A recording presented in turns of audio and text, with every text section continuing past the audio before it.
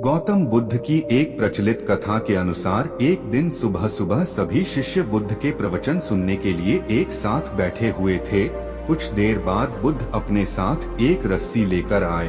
तथागत के हाथ में रस्सी देखकर सभी शिष्यों को हैरानी हुई। बुद्ध अपने आसन पर बैठे और उन्होंने रस्सी में एक के बाद एक 3 गांठ बांध दी।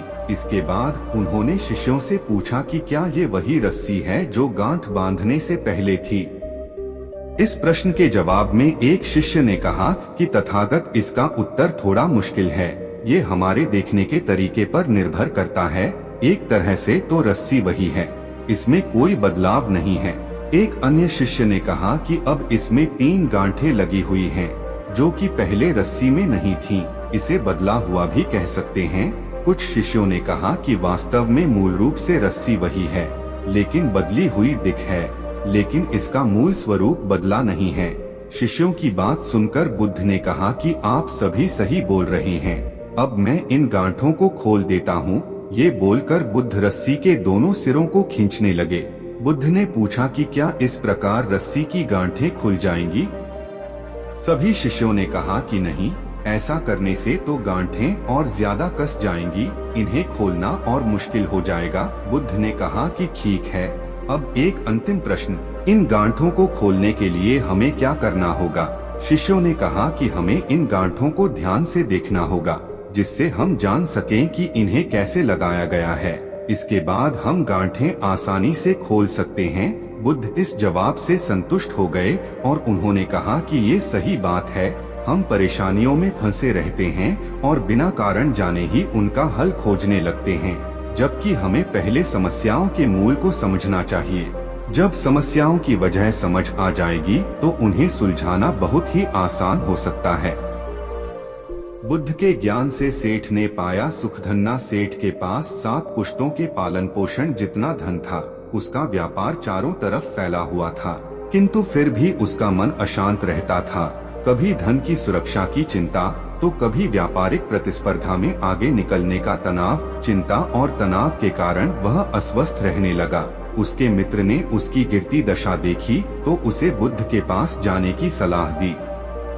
सेठ बुद्ध के पास पहुंचा और अपनी समस्या बताई। बुद्ध ने उसे सांत्वना देते हुए कहा, तुम घबराओ मत, तुम्हारा कष्ट अवश्य दूर होगा, बस तुम यहाँ कुछ दिन रहकर ध्यान किया करो। बुद्ध के कहे अनुसार सेठ ने रोज ध्यान करना शुरू कर दिया, किंतु सेठ का मन ध्यान में नहीं लगा। वह जैसे ही ध्यान करने बैठता, उसका मन फिर अपनी दुनिया में चला जाता।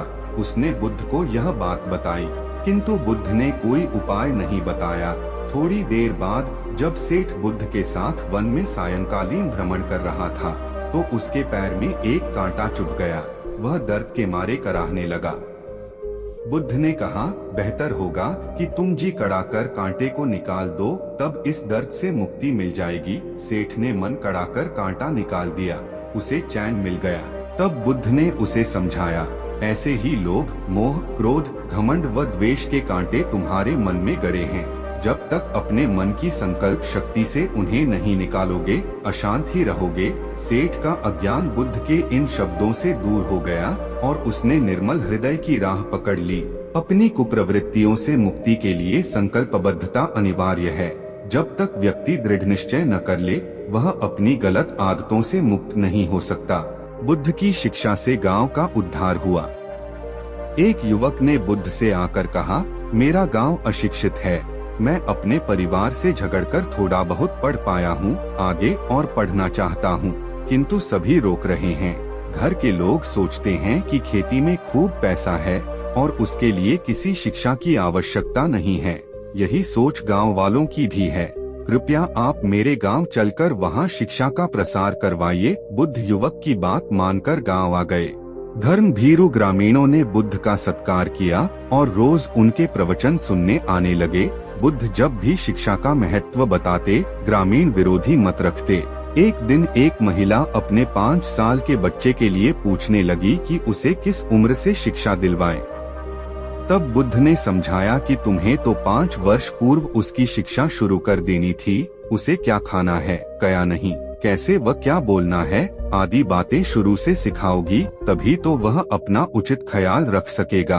बुद्ध की यह बात महिला सहित सभी ग्रामीणों को समझ में आ गई। उन्होंने अपने बच्चों को विद्यालय भेजना शुरू किया। यह समय वर्षा का था।